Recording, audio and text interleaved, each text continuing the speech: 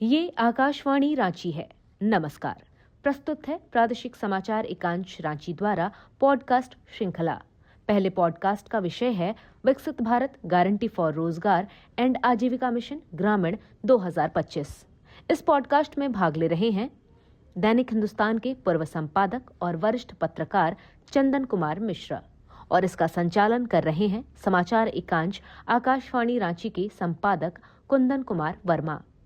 नमस्कार, मैं कुंदन वर्मा। आकाशवाणी रांची के प्रादेशिक समाचार एकांश की विशेष प्रस्तुति हमारे पहले पॉडकास्ट में आपका स्वागत है। इस पॉडकास्ट में आज हम बात करेंगे भारतीय संसद द्वारा पारित विकसित भारत गारंटी फॉर रोजगार एंड आजीविका मिशन ग्रामीण यानी विकसित भारत जी राम जी विधेयक 2025 के विभिन्न पहलुओं पर। परिचर्चा में हमसे बात करने के लिए उपस्थित हैं वरिष्ठ पत्रकार चंदन कुमार मिश्र। चंदन जी, हमारे स्टूडियो में आपका स्वागत है। धन्यवाद जी। चंदन जी, विकसित भारत रोजगार और आजीविका गारंटी मिशन, जिसे हम लोग विकसित भारत जी राम जी के नाम से जान रहे हैं, क्या है ये बेसिकली? कुंदन जी, ये बहुत ही संसद ने पारित किया है 2 दिन पहले ही। मुझे लगता है कि भारत में ग्रामीण विकास की एक जो नए आयाम है उसको स्पर्श करते हुए यह विकसित भारत रोजगार आजीविका गारंटी मिशन, जिसे जी राम जी विधेयक 2025 नाम दिया गया है। दरअसल ये मनरेगा जो पुराना विधेयक कानून चल रहा था उसी को इसने रिप्लेस किया है, और यह एक ऐसा विधेयक है जो अभी कानून का रूप जल्द ही लेगा। मुझे लगता है राष्ट्रपति महोदय से अनुमति मिलने के बाद। तो यह भारत में जो ग्रामीण विकास की अवधारणा थी, जिसे मनरेगा को लेकर सबसे बड़ा आधार माना जाता था, उसको इसने कई मामलों में इसे संशोधित करते हुए, कई मामलों में इसे परिष्कृत करते हुए इस पूरे विधेयक को कहते हैं ना कि विस्तार दिया गया है।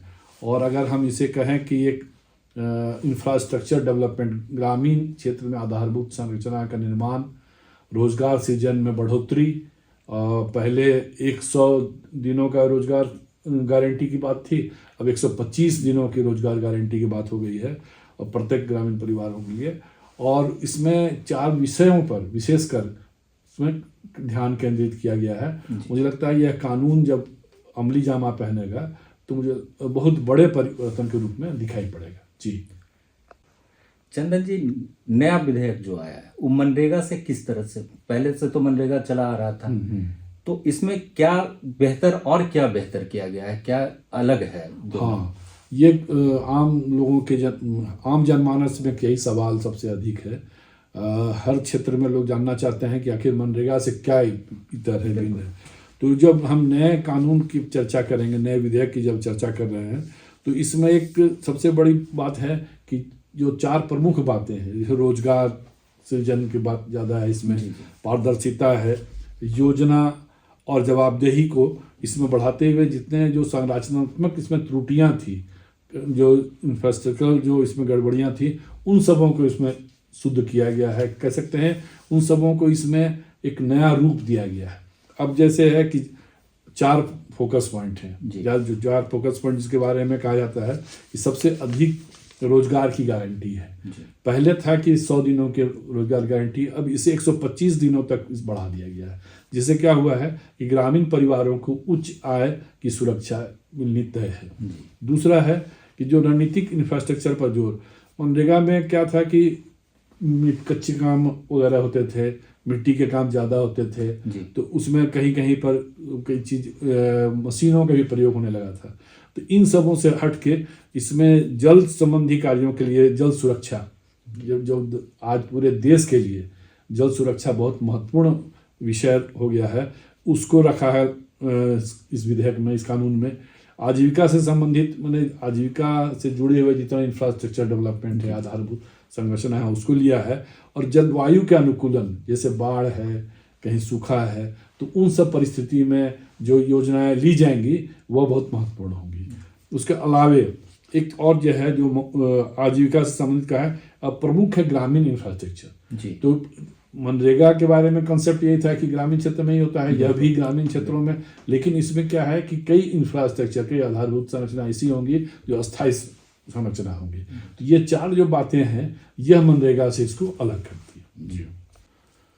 जब चंदन जी हम नए विधेयक की बात कर रहे हैं, कहा जा रहा है कि ग्रामीण ढांचा बहुत मजबूत होगा और विकसित भारत 2047 को ध्यान में रख करके जो ग्रामीण ढांचा को डेवलप करना है उसके लिए बहुत उपयोगी होगा।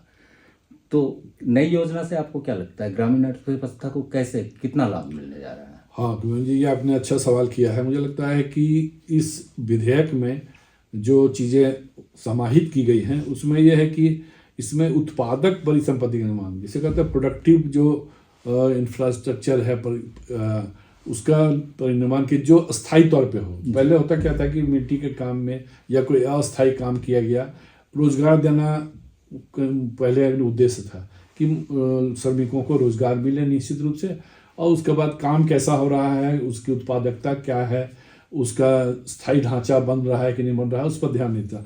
लेकिन अब क्या है कि इस पर स्थायी ढांचा का निर्माण होगा, है ना। उच्च आय और बेहतर अनुकूल के माध्यम से ग्रामीण अर्थव्यवस्था को मजबूत करना ही इसका मुख्य उद्देश्य है। जल सुरक्षा के बारे में कहा गया कि हमको याद होगा हम सबों को कि पहले जल सुरक्षा के दृष्टिकोण से जितने जलाशय थे देश भर के अंदर, करीब 68,000 से अधिक जलाशयों का निर्माण या उनका कायाकल्प किया गया। अब इसमें कृषि और भूजल पर जो प्रदर्शित करता है, इसी चीज़ को और आगे बढ़ाना है ना। सड़कें, जो संपर्क सड़क होंगी वो, उसके अलावे जो मूलभूत हमारा इंफ्रास्ट्रक्चर आधारभूत संरचना है, बाजार के पहुंच पथ होगी, ग्रामीण व्यापारों को गतिविधि देने वाली, यानी आप इसको देखेंगे तो ऐसी चीज़ें जो लोगों के रोजगार से, लोगों के आय वृद्धि से है ना सीधे संपर्क रहेगा। और यह इसलिए दृष्टिकोण दोनों रखा गया है कि रोजगार भी मिले, आय की वृद्धि भी हो, ग्रामीण अर्थव्यवस्था का बढ़ावा भी मिले।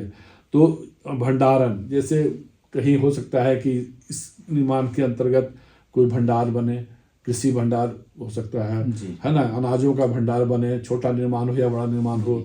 उसके अलावे बाजार निर्माण में भी इसको देखा जा रहा है। जो उत्पादन परिसंपत्तियां, मतलब जो प्रोडक्टिव जितने इंफ्रास्ट्रक्चर हैं, है ना, इस तरह के जो परिसंपत्तियां बनेंगी, विकसित होंगी या डेवलप की जाएंगी, वो ऐसी होंगी जिससे वो अस्थायी तौर पर ढांचा का निर्माण होगा। उसके अलावे जो जलवायु के बारे में चर्चा हम लोगों ने किया है, जैसे जल संरक्षण एक समस्या है पूरे देश में, है ना, कई इलाकों में सूखा की स्थिति होती है, तो जल संरक्षण का अस्थायी संरचना निर्माण होगा। बाढ़ में जल निकासी कैसे हो, यह भी समस्या है। तो और उसके बाद मिट्टी का संरक्षण। तो ये जो चीज़ें ध्यान में रख के बनाई गई हैं इस विधेयक कानून को जो निर्माण किया गया है, यह मुझे लगता है कि अर्थव्यवस्था के विकास के लिए बहुत महत्वपूर्ण साबित होंगी। जी चंदन जी, आप कई वर्षों से पत्रकारिता के क्षेत्र में हैं और आप पूरे राज्य में जमीनी हकीकत को देखते आ रहे हैं।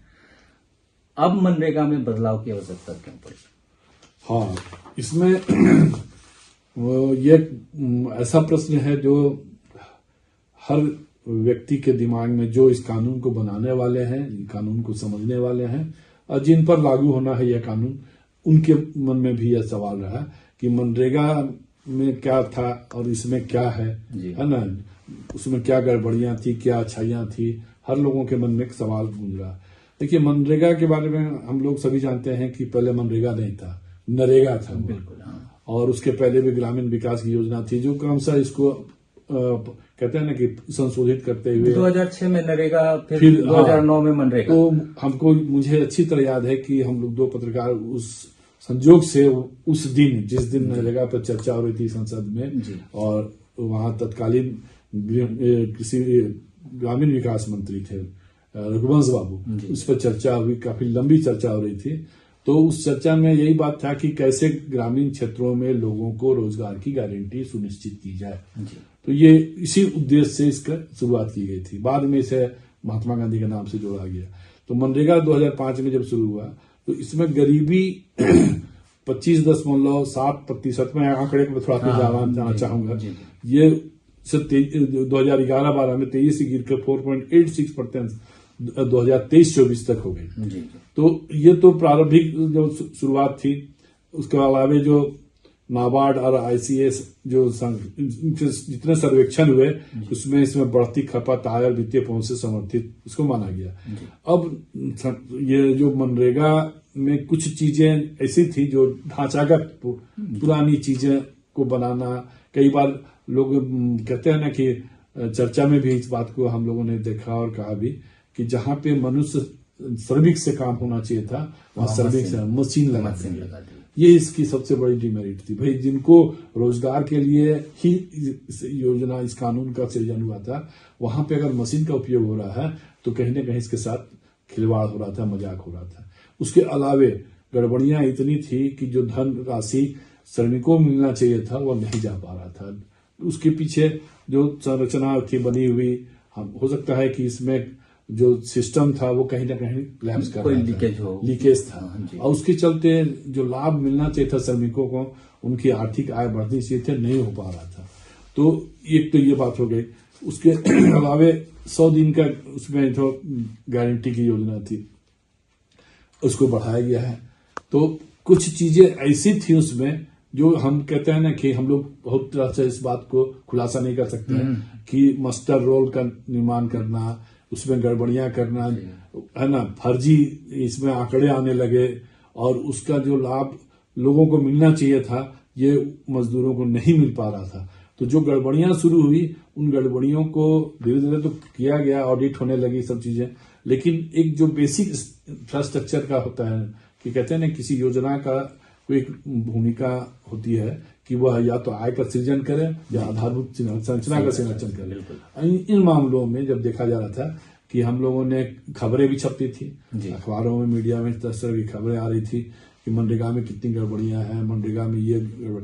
तो इन सब गड़बड़ियों को ध्यान में रखते हुए सरकार ने विचार किया कि ऐसी चीजें आए जो दिखाई पड़े, जिसमें पारदर्शिता हो, जिसमें एक कहीं ना कहीं सिस्टम ऐसा डेवलप हो जो लोगों को लगे कि साहब ये जो श्रमिक है उनके लिए लाभकारी है, समाज के लिए भी, ग्रामीण क्षेत्रों के लिए लाभकारी है। और सरकार जब धन राशि खर्च करती है किसी योजना के लिए तो उसका लाभ उस श्रमिकों को रोजगार सृजन में, उनके आय वृद्धि में हो, साथ ही एक स्थायी संरचना निर्माण। मतलब जो सिर्फ कागज पर योजना ना जी बिल्कुल धरातल बिल्कुल आपकी बात सही है कि यह धरातल पर उतरे और कहीं फर्जीवाड़ा ना हो, है ना। इन सब चीजों का ध्यान रखते हुए इस कानून में इन बातों का ख्याल रखा गया है। और जैसे ही लागू होगी यह व्यवस्था, यह कानून जब लागू होगा देश में, तब हमें धीरे धीरे दिखाई पड़ेगी कि कौन कौन सी गड़बड़ियां दूर हुई हैं और आगे इसमें और क्या सुधार किया जा सकता है। चंदन जी, कई राज्यों को ये डर है कि ये नया विधेयक जब अधिनियम बनकर सामने आएगा तो उन पर आर्थिक बोझ बढ़ जाएगा, क्योंकि अनुपातिक रूप से जो प्रावधान किए गए हैं वो 60-40 का किया गया है। जी, आप इसको किस तरह से देखते हैं? देखिए, इसमें इस विधेयक में जो धनराशि का वितरण है, मैंने इस पूरे कंट्रीब्यूशन में तो 3 तरीके से आप इसे कह सकते हैं कि जो पूर्वोत्तर के राज्य हैं, जो हिमालयन पठार क्षेत्रों में जो राज्य हैं, वहाँ 90 और 10 का रेशियो है। 90% केंद्र सरकार राशि प्रदान करेगी और 10% राज्यों का हिस्सेदारी होगी। जो केंद्र शासित राज्य हैं, जाहिर है कि वो केंद्र सरकार ही 100% वहाँ, और बाकी जो राज्य हैं उनको 60-40 का दिया है। तो लेकिन हम अगर आप देखेंगे तो 60-40 में राज्यों ने पहले ही 25% सामग्री और 50% व्यवस्था के रूप में भुगतान कर दिया है। तो इसलिए अभी चूंकि कह सकते हैं कि कुछ बातें ऐसी होती हैं राशि आवंटन में कि जिसे राजनीतिक दृष्टिकोण भी इसमें अप्लाई कर दिया जाता है कि साहब हम पर बोझ ज़्यादा है, हम कैसे इस कर पाए। लेकिन आप देखेंगे तो ये सरकारें, राज्य सरकारें पहले से भी कई योजनाओं में इनका कंट्रीब्यूशन ठीक ठाक रहता है। लेकिन अब चूंकि राज्यों में ही सृजन होना है, तो मजदूरों को, श्रमिकों को जो रोजगार मिलेगा, उनका आय में वृद्धि होगी, वो तो राज्य के ही होंगे। लेकिन जो इंफ्रास्ट्रक्चर डेवलपमेंट होगा तो राज्य सरकार और पंचायतें ऐसी योजनाएं इसमें ले सकेंगी जहां 40% अगर कंट्रीब्यूशन उनका है तो 40% इंफ्रास्ट्रक्चर डेवलपमेंट का काम दिखाई पड़ेगा। तो मुझे लगता है कि राज्यों को अगर ठीक से अनुकूलन इस योजना में इम्प्लाई करेंगे, उन लागू करेंगे, तो 40% बोझ नहीं होके वो उनका इंफ्रास्ट्रक्चर डेवलपमेंट का बेहतर वित्तीय प्रबंधन, बिल्कुल, यह वित्तीय और योजना प्रबंधन का एक बहुत अच्छा विषय होगा। खास करके जैसे पंचायतों में योजनाएं ली जाएंगी, तो पंचायतों में अभी भी योजनाएं कैसी होती हैं जो अलाभकारी होती हैं। जी। तो यहाँ पे अगर मनरेगा को, इस नई योजना को, जी राम योजना को ध्यान में रख के करेंगे तो उसमें उन लोगों को लाभ काफ़ी मिलेगा, क्योंकि वो ऐसी योजना लेंगे जिससे उस पंचायत में इंफ्रास्ट्रक्चर डेवलपमेंट का एक आधार मजबूत बनेगा। जी, कि आपदाओं के दौरान में जो अतिरिक्त सहायता अनुरोध करते हैं वो भी केंद्र से किया जा सकता है। जी बिल्कुल। चंदन जी, अब हम लोग बात करते हैं, पुराने मनरेगा को देख लिया, लीकेज थे, कई तरह का भ्रष्टाचार के मामले में आ रहे थे, लेकिन ये जब नया अधिनियम हम लोग के सामने आएगा तो क्या इसमें पारदर्शिता और सामाजिक सुरक्षा को लेकर उपाय किए गए हैं? जी नहीं, एकदम बिल्कुल ये मौजूद सवाल है, इसलिए कि मुझे लगता है कि इस पर भी सवाल सदन में भी काफ़ी खड़े हुए हैं। लोगों ने इस पर कहा है कि आखिर क्या ऐसे बदलाव होने के पीछे का आधार माना गया है। तो अगर हम देखें कि इस विधेयक में जिन बातों का उल्लेख किया गया है, खास करके जब कानून का रूप लेगा, तो इसमें पारदर्शिता और सामाजिक सुरक्षा दोनों के कौन कौन से उपाय किए गए हैं, इसे हम सिलसिलेवार ढंग से समझ सकते हैं। जैसे AI आधारित धोखाधड़ी का पता लगाना, आजकल जो हमारा नया तकनीक है उस पद्धति से इसमें धोखाधड़ी नहीं हो, है ना, क्योंकि ये इसमें सबसे बात होती थी कि काम होते नहीं थे, धनराशि निकल जाती थी, वो कहाँ जाती थी हम सभी जानते हैं। तो इसलिए AI के जरिए हम वो एकदम स्पेसिफिक होगा कि जो सभी काम करेगा, जो रजिस्टर्ड होगा, जिसका ऑलरेडी यहाँ पे अकाउंटेबिलिटी तय की जाएगी कि साहब धनराशि उसे ही मिले, है ना। एक तो ये हो गया। निरीक्षण के लिए केंद्रीय और राज्य की संचालन समितियां गठित होंगी, जैसा कि कानून में प्रावधान किया जा रहा है। ग्रामीण विकास के लिए जो चार प्रमुख कार्य क्षेत्र हैं उन पर ध्यान केंद्रित किया गया। उसका मतलब ये है कि उससे डेविएट नहीं करना है। अगर सरकार ने तय किया, इस एक्ट में है कि 4 सेक्टर पे ही काम करना है, तो उन चारों सेक्टर पे ही होगा, मनमौजी नहीं होगी कि कोई राज्य सरकार या कोई पंचायतें जो हैं वो अपने मन से कोई नई योजना लगा दी या इस पैसे को उसमें खर्च कर दिया, ऐसा नहीं होगा। आपको अगर ये 4 केंद्रित योजनाएं हैं, है ना, ध्यान केंद्रित, तो उन्हीं पर आपको काम करना करवाना है। तो उससे क्या होगा कि वो एक कहीं ना कहीं अकाउंटेबल होगा।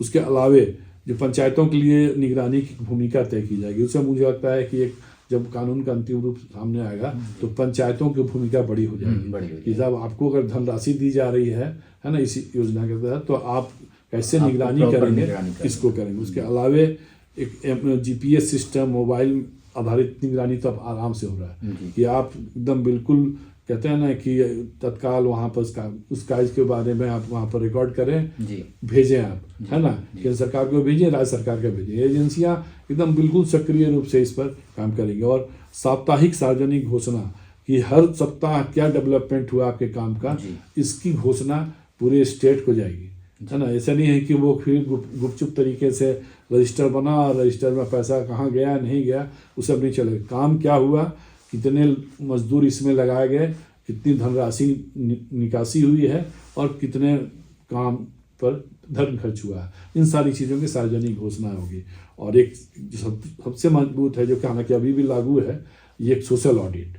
ये एक मजबूत सामाजिक लेखा परीक्षा जो प्रत्येक GP वर्ष के लिए 2 बार निश्चित किया गया है।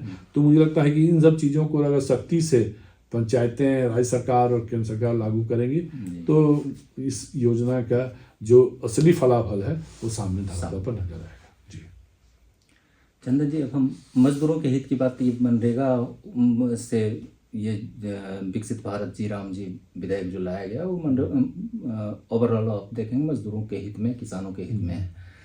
तो क्या इसका जो मानक वित्त पोषण 125 दिनों की गारंटी को कमजोर करती है? हाँ, ये सवाल हो सकता है, ये बहुत गंभीर सवाल है। मुझे लगता है कि इस बात को विशेष तौर पर ध्यान रखा गया है कि इसको 100 दिन से 125 दिन करने के पीछे उद्देश्य क्या है। तो रोजगार के दिनों को बढ़ा के 125 दिन के साथ गारंटी मजबूत हो गई। ये इस बात का जस्टिफिकेशन यही है कि जो वित्त वर्ष 2024-25 द्वारा ये जो दिखाया गया था कि 100 दिन का, तो 100 दिन को लेकर एक कोई कहते हैं ना कि फिक्स्ड टाइम फ्रेम नहीं है कि भाई हम उससे 125 दिन, हम 25 दिन ज़्यादा केंद्र सरकार ने इस विधेयक में प्रावधान किया है ना। तो ये तो मानता है। दूसरा है कि राज्य और केंद्र की साझा जिम्मेदारी है। तो अगर हम ये तय कर लेते हैं कि भाई हम मजदूरों, श्रमिकों को 125 दिनों की निश्चित गारंटी दे रहे हैं, तो ये सिर्फ राज्य सरकार की जिम्मेदारी नहीं होगी, यह केंद्र सरकार की भी जिम्मेदारी है। क्योंकि केंद्र सरकार को भी देखना है कि श्रमिकों को 125 दिनों की रोजगार गारंटी अगर हमने कहा है, कानून में ऐसा प्रावधान है, तो होना ही चाहिए। राज्य सरकारों को भी सुनिश्चित करना पड़ेगा। तो इसलिए जवाबदेही समान रूप से दोनों राज्यों को, दोनों सरकारों को दिया गया है। उसके अलावा अच्छा, आपदाओं में विशेष छूट है कि अगर कोई ऐसी स्थिति हो जाए, आपदा का समय हो, तो 125 दिन को लिमिटेड नहीं है, उसको बढ़ाया भी जा सकता है ना। और उसके अलावा यदि काम नहीं दिया जाता है तो बेरोजगारी भत्ता अनिवार्य किया गया है। ये एक बहुत बड़ी बात है, क्योंकि होता क्या है कि कई बार ये शिकायतें आती है राज्यों में कि भाई इस योजना के तहत रोजगार सृजन नहीं हो पा रहा है, तो आप उनको बेरोजगारी भत्ता दीजिए। ये बेरोजगारी भत्ता का प्रावधान पहले भी था, लेकिन उसको प्रभावी तरीके से लागू नहीं किया, लेकिन इन्होंने अनिवार्य कर दिया। इसे अनिवार्य किया है। और एक है कि गारंटेड रोजगार का अधिकारी कानून, जब कानून कोई हो जाता है तो उस कानून पालन सुनिश्चित करना एजेंसियों का काम है, सरकार का काम है। अभी हम बात कर रहे थे विकसित भारत जी राम जी विधेयक पर। हमारे मेहमान थे वरिष्ठ पत्रकार चंदन कुमार मिश्र जी। पूरी बातचीत से जो बातें सामने आई है कि जी राम जी विधेयक जो है वो केंद्र सरकार की बहुत अच्छी पहल है। चंदन मिश्र जी ने ये बहुत कई सवालों में के जवाब में कहा कि केंद्र की ये बहुत अच्छी पहल है और इसका दूरगामी परिणाम सामने आएगा।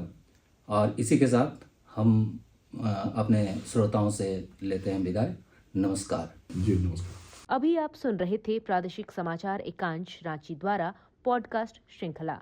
पहले पॉडकास्ट का विषय था विकसित भारत गारंटी फॉर रोजगार एंड आजीविका मिशन ग्रामीण 2025। इस पॉडकास्ट में भाग ले रहे थे दैनिक हिंदुस्तान के पूर्व संपादक और वरिष्ठ पत्रकार चंदन कुमार मिश्रा। इसका संचालन कर रहे थे समाचार एकांश आकाशवाणी रांची के संपादक कुंदन कुमार वर्मा।